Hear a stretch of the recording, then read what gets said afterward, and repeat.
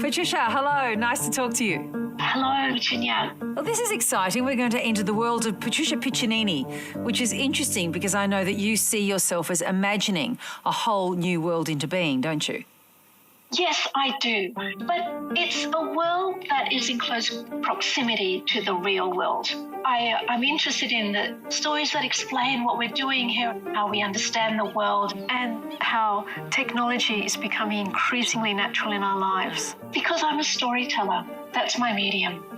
Well, I'm really looking forward to seeing you and meeting all your craftspeople and seeing how you bring the whole thing together. I'm really happy that you can come because it is a pretty special place. See you soon. Okay, bye.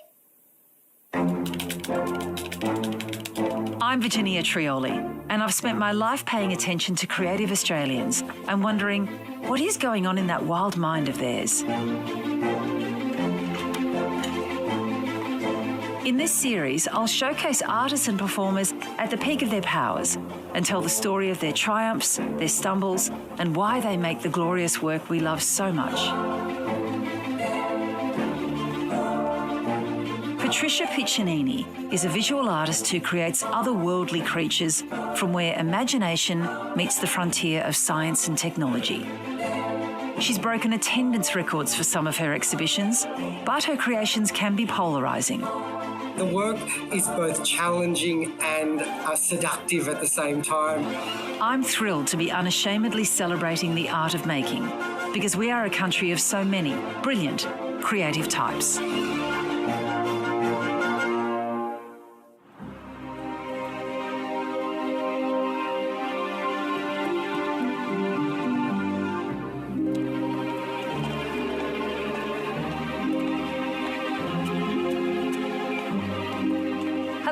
Virginia. So good to see you. I'm so glad you came. Thank you for having me. This is amazing. Thanks. Yeah, we've been here 20 years. I can see from all the history. Let me show you around. Okay. Incredible. I tend to create these chimeras, these creatures that are made of different animals. Humans are animals, so there's often humans in my creatures. And that's what a chimera is. And we often see them in mythology. And they're really great to tell stories by because they're not real, but we kind of recognize them. There has to be a bit of strangeness in them because otherwise they'd just be too consumable. They'd be too cute. For Patricia, eliciting a strong response to her work from the audience is one of the most important parts of her creative process. I really love it when they experience awe or wonder. Can you see that happening? Yes, I can, and it's like this. And I see their chests. Yes, you see their chests open up, and that is a great thing because it's like, oh, I'm breathing in something new. I'm thinking something new. I'm experiencing this. What I really hate is when people walk around the gallery like this. It's like, I don't get it. You must see shock and surprise. Well, actually, yeah, I do, and I'm dismayed when people are kind of really turned away, like they go, ugh, and walk straight through. Yes. That really upsets me because I think they have just had the first part of the experience. They kind of push away, which is intentional. You know, the push away from the work. They're not there for the pull in. Yes. Which is part of the dynamic of my work.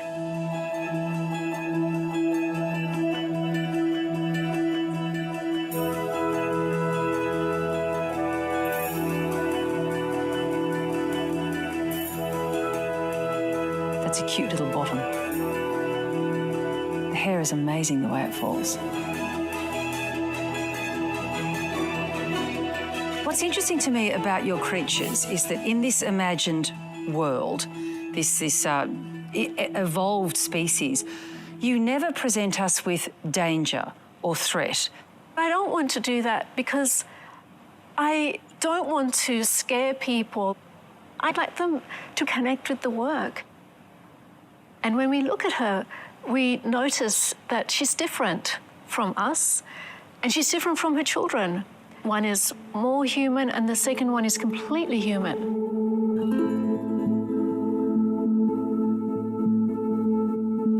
A child of two migrations, Patricia was born in Sierra Leone, then moved to her father's homeland of Italy before the family migrated to Australia, and an early calling into the art world came with her.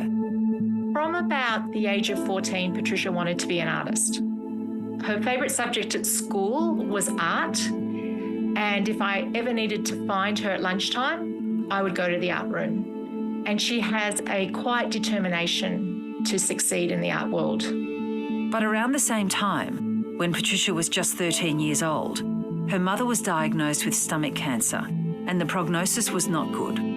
She was given just 6 months to live.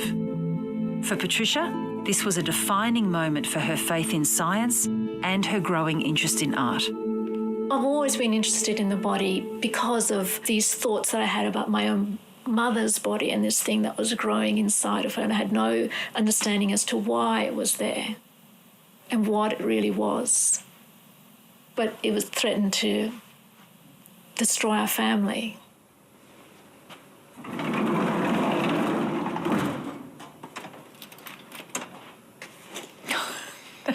Patricia, that is a huge box of family photos. Yeah. These are hand-printed zebra-chromes that my dad made.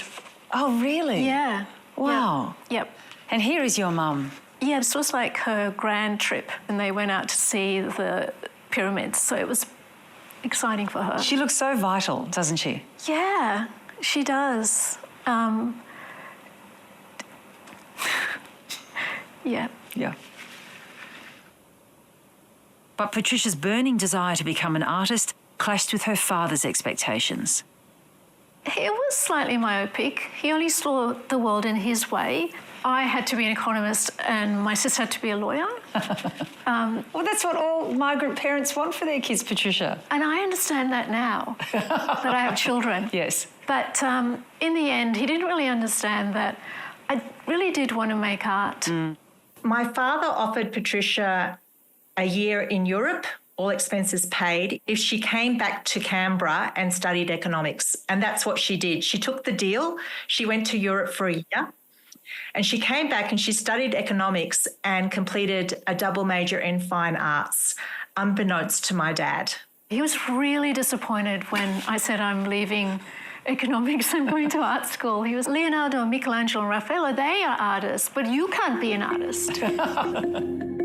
But by the late 1990s, Patricia was very much an artist, and her career took hold alongside significant developments in science and technology.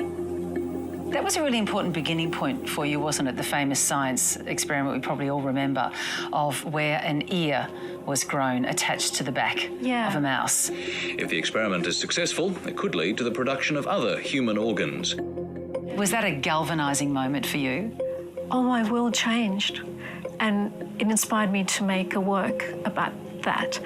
And I was very interested in consumer medicine, like who has access to this kind of technology, because that was something that I was preoccupied with. And that's why I made that image, because it was like, is it going to be the plastic surgery of the future?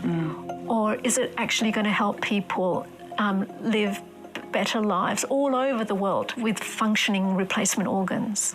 So my question is how are we going to do it in a way that's equitable, responsible, and respects the integrity of all the other animals that we will involve? And I know that sounds really kind of goody two-shoes, I suppose. It's really important. And those things really, really affect me.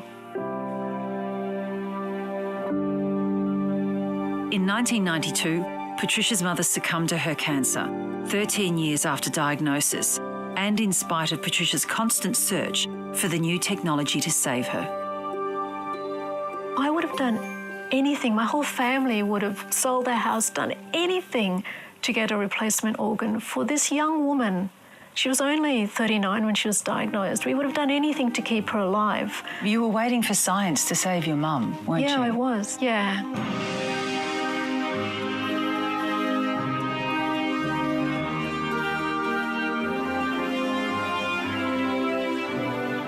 By now, Patricia was prolific. She made a series of works notable for their beautiful finish and strange combination of the organic and the manufactured. Works like Truck Babies, Lump, and my favourite, the Mutant Genome Project, featuring a young and very popular Sophie Lee. She's my unique selling personality, and she brought so much to the project, and she played this part of this woman who promote products. Yeah, they usually sell, soap, kitchen soap, or, detergent anything, or something, or anything at all. Hair colour. Yeah, that's right. Because that work was about the creation of new life and how we would promote it. Do we sell it like we sell any other product?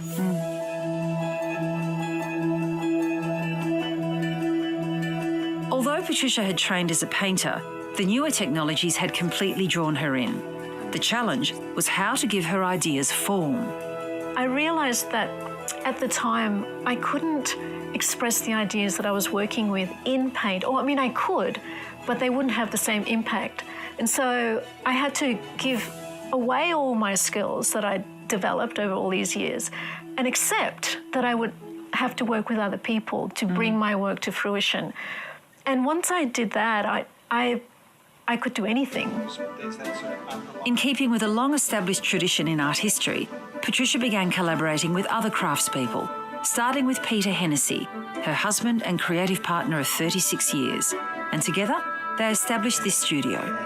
Obviously the gloss on the skin will bring that texture out a bit more, but Yeah. I don't know, there just seems to be a bit more, it seems to have a bit more life in it. I definitely prefer this one. Yeah. I dream them up, but they're all brought together by these incredibly talented, creative people, and often they're much better than I can imagine them to be. So I come up with the ideas. I come up with many, many different ideas, and some of them are really terrible.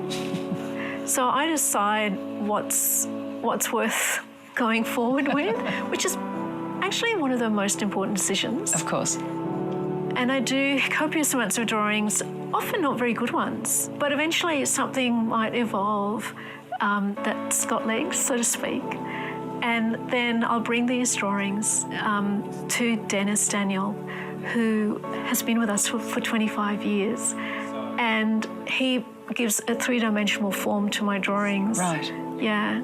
And then from there we decide how to go. Like, should it become a film and then it stays virtual, or digital, or should it become a sculpture? So if you decide to make a sculpture, the pieces that we're surrounded by here and that we know very well for you, what's the process of making that? So once we have the form, then we need to get the form moulded. Yes. And then we take the piece out of the mould, and Alistair Peary assembles it, and he does the seaming. Then it gets some more paint added to it, and then eyes get put in by Liz Rule. She does the hair punching, and then it gets assembled. And so it's wonderful that we are there as it's being created. So you're all midwiving this thing into being. We're all bringing them to life. That's a really important part of the work. I need to bring people in, not just with empathy, but also with how beautifully made the work is. Like, I need every detail to be beautifully presented, because it shows my care, my studio's care for the work. Like, I care about this. We've all put a lot of time making this as beautiful as it can be. These works have to have longevity. They have to be also scrutinised at a very close level. We don't want them to fall apart. We can fix them, and sometimes they come back to us. They come back for repairs? That's right. They, like a cat attacked one of them, and What was the creature that was attacked? It was in America, actually, and it was the wombat. Oh, that makes sense. The cat was stuck in the room and she couldn't get out. She was so angry that she chewed up my sculpture. But luckily, they could send it all the way back to us, and we can remake it. Replug that possum hair. Yeah, it's like a Philip K. Dick novel. We can remake you. Yeah. Before the birth of the first of her 2 children, Patricia's focus shifted from new technologies to motherhood, albeit in a very piccinini way.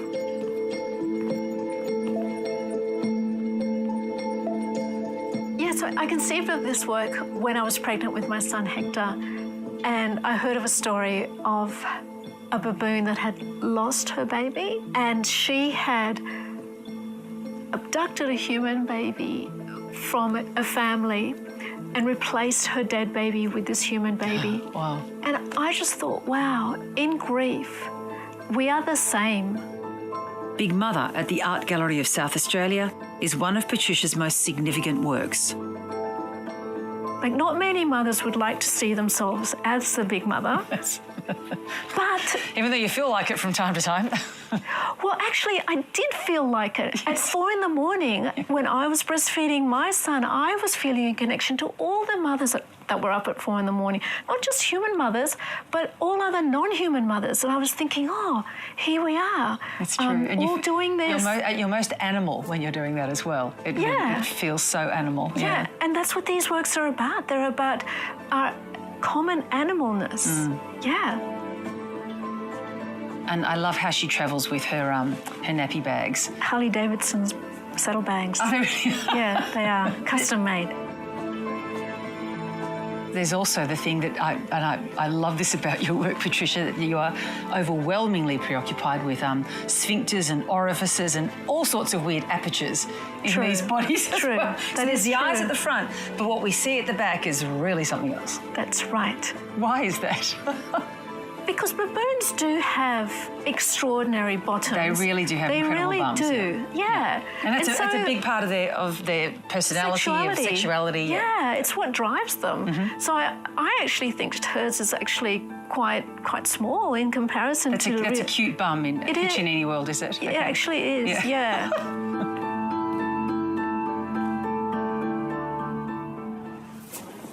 Patricia's selection to represent Australia at the Venice Biennale in 2003 cemented her status as part of the contemporary art elite. The Venice show was called We Are Family, and these sculptures ask questions of us, like our responsibility towards the life we change around us. I made the young family a chimera that had a lot of pig features. Perhaps this family is going to be cut up for spare parts. The young family was a very confronting vision of what a future genetic hybrid family might well appear to become. The work spoke to audiences as something from science or fiction, and it really jettisoned Patricia's career into another sphere. There were queues around the pavilion, there was banners, there was posters, there was stories and images in the Washington Post. But none of this might have happened without the belief of one leading gallery director. Nick, you spotted Patricia right from the beginning, didn't you, and started collecting her from the start? Yes, when I was the director of the Newcastle Art Gallery, Patricia had a sense of imagination that I'd not seen before in Australian art. So I was what I would call an early adopter of her sort of big imagination. And did you have to try and persuade people around you at Newcastle to buy this strange new work? I suppose when you manage a collection, you have to convince everyone around you and give them confidence in the new things you're adding isn't so scary, because if it was easy, someone else would have done it. The popularity of the work is not just because she's playing to a popularist appeal. It's because she provides people with lots of different ways of experiencing her work.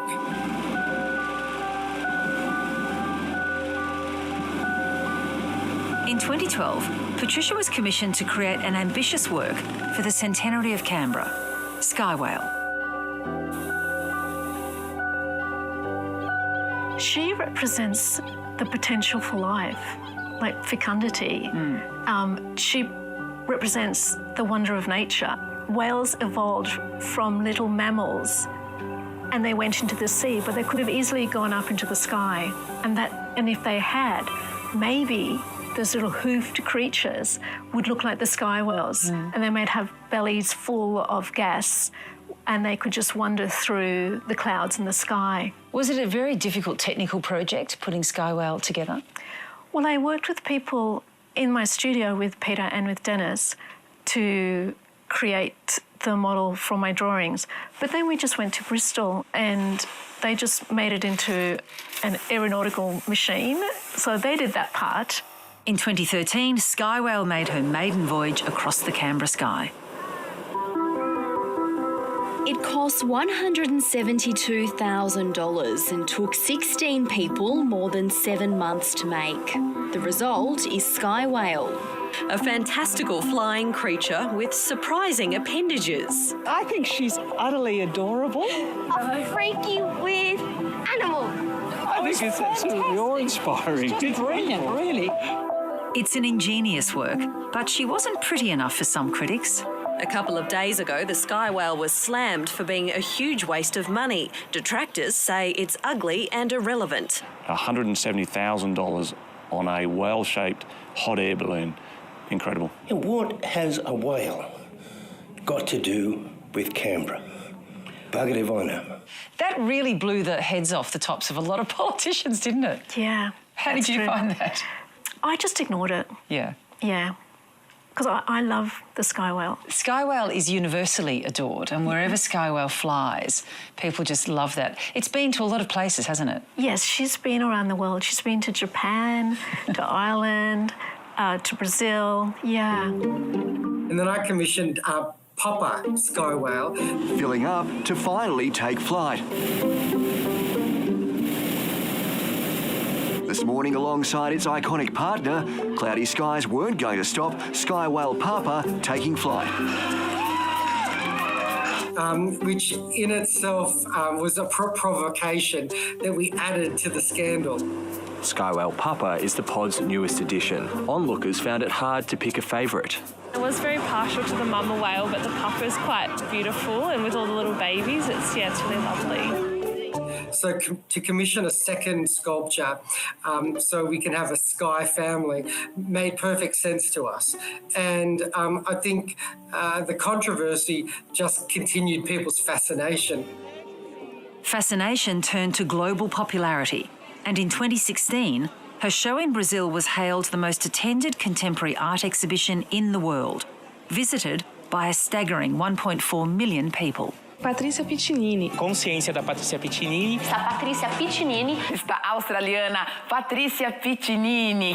Patricia was now an international superstar, but her creative community and collaborations were still local, including a curious set of textile work she designed with the Melbourne fashion brand Alpha 60. It started with the Heidi project, and that was like after many hours of chatting and talking, we landed on doing a series of blankets, kind of based around the idea of nurture. And then the idea of a blanket was that it's a keepsake and it's something that as an object does nurture. But the cool thing was after we did that project, it was like, well, what else can we do? And that's a really lovely thing if one project comes on to the next. So we ended up making a film together with the blankets.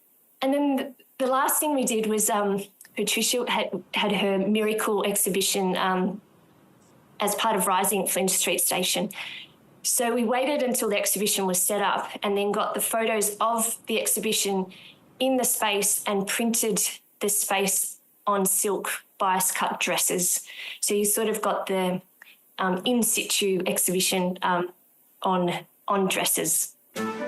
I remember queues around the block in 2021 for A Miracle Constantly Repeating, a vast collection of Patricia's works in the old ballroom of Melbourne's Flinders Street Station. There's this real rhythm of coming in and out of reality and fantasy. Like you go in the corridor and hear the trains. Then you go back into this room and here's another experience, which is really otherworldly. And then you come back out and hear the people catching the trains. It's such a fantastic opportunity for art. That doesn't happen in a gallery. You're always in the gallery, whereas here, you're in this hybrid space.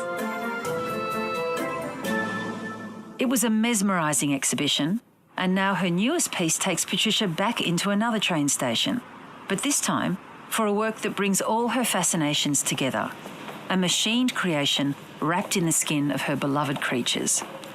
Patricia, this is your first permanently installed public artwork. It's beautiful. It's called Vernal Glade. Vernal is the word for spring, and these are the spring colours of new life, which are meant to be optimistic. It's actually a kind of play on the idea of a colour field, which is a very formal artwork. And a lovely thing to glide past as you go down here into the tunnel and down to the platforms. along the escalators, you'll pass through all the colours. I just wanted to give the commuter a kind of moment for meditation, a space for reflection, a space just to breathe. And that's why we have these undulating forms. And indeed, the surface is very important in the work. It's kind of like a porous skin. So it's got this combination of artificial and natural. How many pieces, roughly? Over 500. Each tile is individually made. They're incredibly heavy, almost 30 kilos. Each tile? Yes. Amazing. We went to Japan to get this specific clay, but also the firing process is very particular. And was it difficult to work in the space? There were quite a few constrictions, like it has to be bomb-proof, for example. It has to be bomb-proof? Yeah. So I couldn't use glass because it would shatter. Oh, right. Things like it needs to be cleaned easily with water. So someone could just stand here with a hose and just hose it down? Yes, I think that is what will be happening. Yes. But beyond that, it was good to work here, and it was exciting to think that it might be a work that might be part of people's everyday lives. So when do people get to see it? In 2025. It looks fantastic. Despite all her success and admiration in the Australian and international art world, there was still one person who couldn't be persuaded. My sister really wanted our father to be proud of her, but he didn't seem to understand it terribly well. Did he live long enough to see her success? Oh, absolutely he did. And even with all that success, that still didn't get through to him? No, not really. My parents said to me, well, you better finish your law degree and get a job because you'll be looking after Patricia in your old age because she'll be destitute and in the gutter and homeless. So, well, I'm not going to be so crass as to ask about Patricia's bank account, but it's clear that she's actually done very well. Oh, no, she's much more successful than me. But ultimately, what's magical about it is that she tells great stories and seduces us as in like the best authors or the best film directors we've seen. That's what galvanizes her position as one of the world's most compelling artists today. A lot of people have told me that I can't be an artist. And they keep telling me, like, you can't possibly think that you're going to keep on doing this, like making these works. And I always think, yeah. Yeah, you can. Yeah. And you have.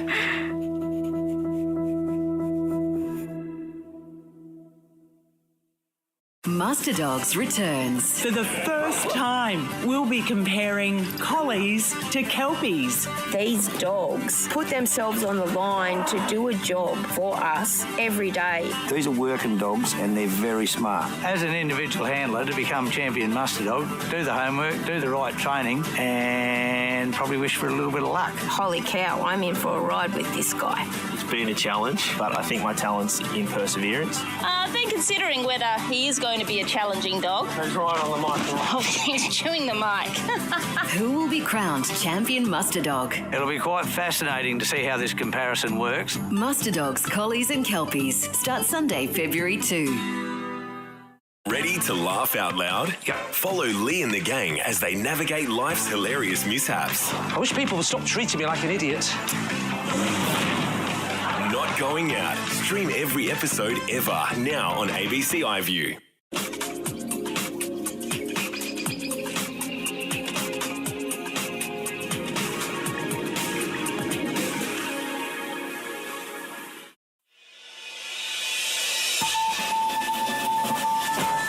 Today, a curfew imposed in parts of Los Angeles where deadly wildfires have swept through thousands of homes. It doesn't seem like a trail, it feels like a movie set.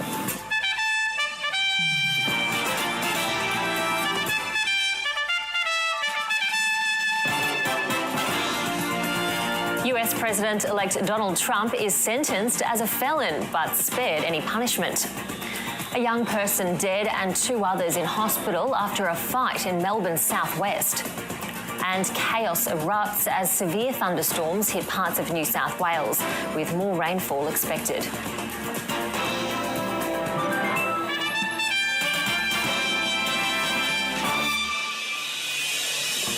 Hello and welcome to ABC News. I'm Ruby Cornish. A nighttime curfew has been imposed in areas impacted by the devastating wildfires blazing across Los Angeles.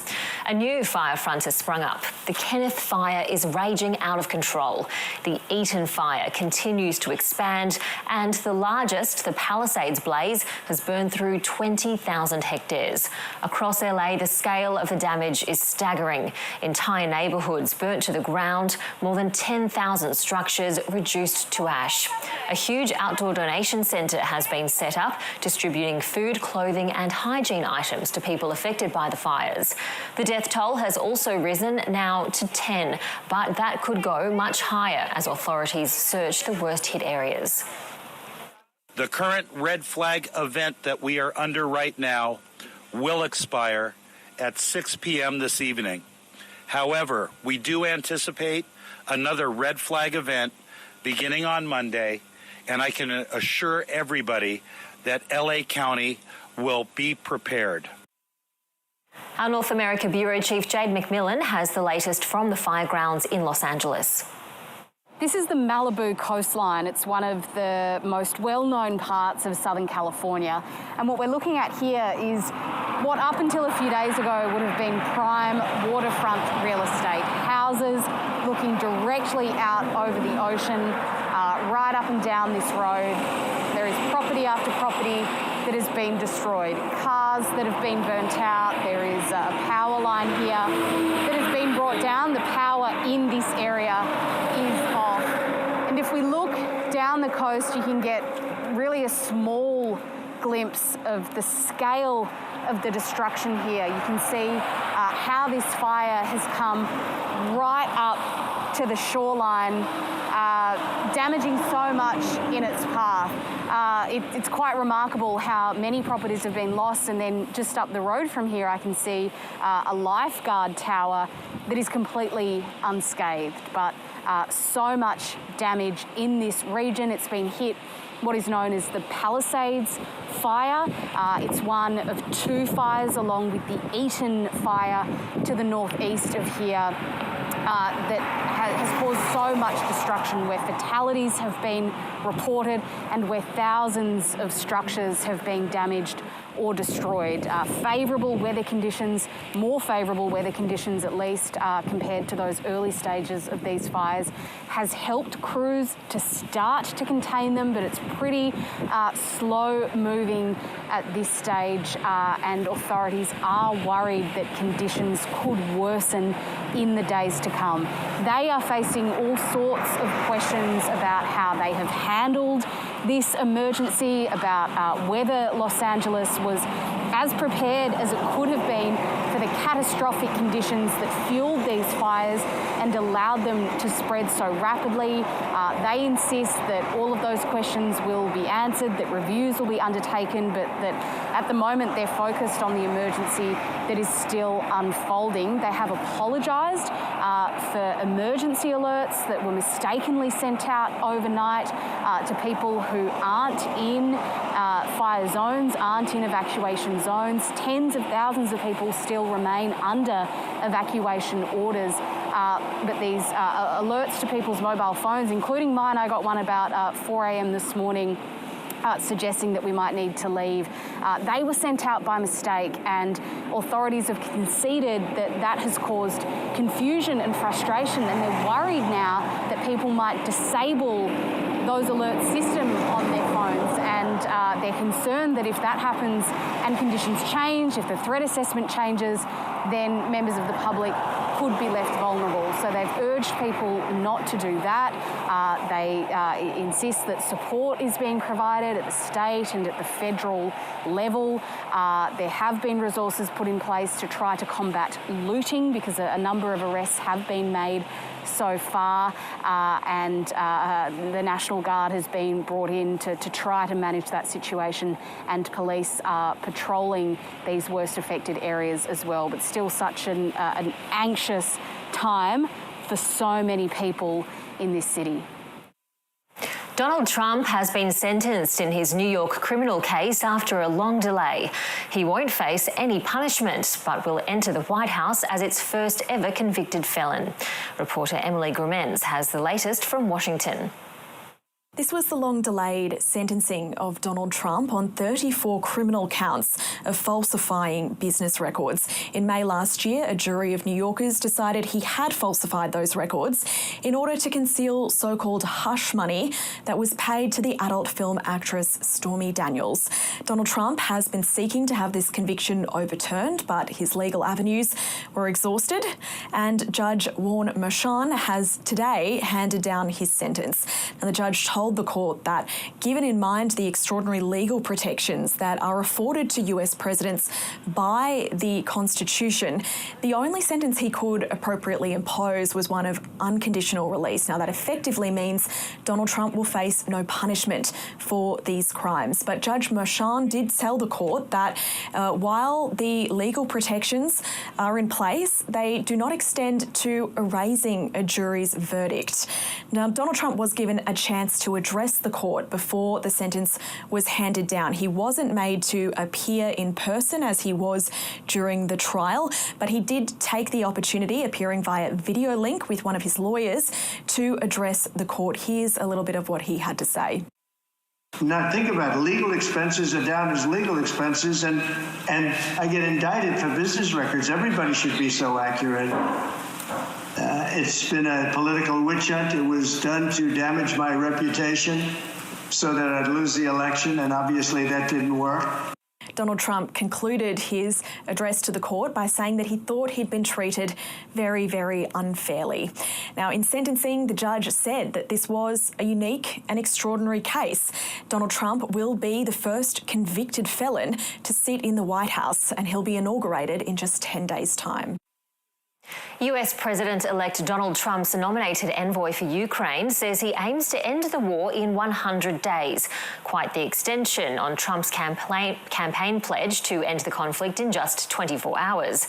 Both Ukraine and Russia say planning is underway to meet with the new US president after he takes office later this month. Europe correspondent Michelle Rimmer has more. From as early as May 2023, Donald Trump has said he could end Russia's war in Ukraine in a day if he was in charge. Well, as his return to the Oval Office inches closer, that timeline is now changing. Earlier this week, the US president-elect suggested that 6 months was a more realistic target to end the war in Ukraine. Now his nominated envoy to Ukraine, former US General Keith Kellogg, has said that 100 days is the new goal. They're going to come to a solvable solution in the near term. I would like to set a goal on a personal level and professional level. I would say let's set it at 100 days and move our way back. War analysts have repeatedly said that the prospect of ending this almost 3-year conflict in just 24 hours was absurd, and there are now questions being raised over this new 100-day target and just how realistic that is. President-elect Trump will face huge, enormous difficulties because of that vision of the world that Putin has, where basically he wants to carve out pieces of neighbors' territory for his own pleasure. But there are reports that some progress is being made towards talks. Both Russia and Ukraine have said that there are efforts being made to line up talks between the US President-elect Donald Trump and the leaders of Ukraine and Russia.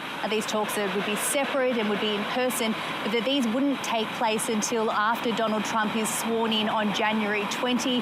Meanwhile, on the battlefield, intense fighting continues. There are reports that Kyiv is suffering from troops shortages, while Russia is making gains in parts of eastern Ukraine. Former New York Mayor and Trump advisor Rudy Giuliani has been found to be in contempt of court for the second time in a week after he was warned against spreading lies about 2 Georgian election workers. A federal judge has warned Mr. Giuliani that he could go to prison unless he stops disinformation aimed at the pair of public servants who previously won a $240 million defamation suit against him. They brought that case when Mr. Giuliani accused them of committing fraud in the 2020 election. The US Supreme Court is hearing arguments over the legality of a statute that would ban or force the sale of the Chinese-owned social media platform TikTok. TikTok is used by half of all Americans, but from January 19, they will gradually lose access unless the ban is overturned. The law to prohibit the video sharing app was passed by the US Congress in April last year, with lawmakers citing national security concerns. They argued Chinese ownership means the nation's Communist Party could potentially spy on American users and manipulate the content they see on the platform. This country has never taken the step of shutting down a speech platform, much less such an important speech platform, because, as the government effectively concedes in its briefs, it's afraid that the content that could come out on that platform might be, dangerous. We don't normally think of speech as dangerous. The Supreme Court has repeatedly said speech is not dangerous. And you don't shut down a speech platform because you're worried about speech being dangerous. That is the whole point of the First Amendment, that we engage ideas with ideas and we let the truth come out. By banning TikTok, we're not just removing an app, we're setting a precedent that threatens the very freedoms our country was built upon.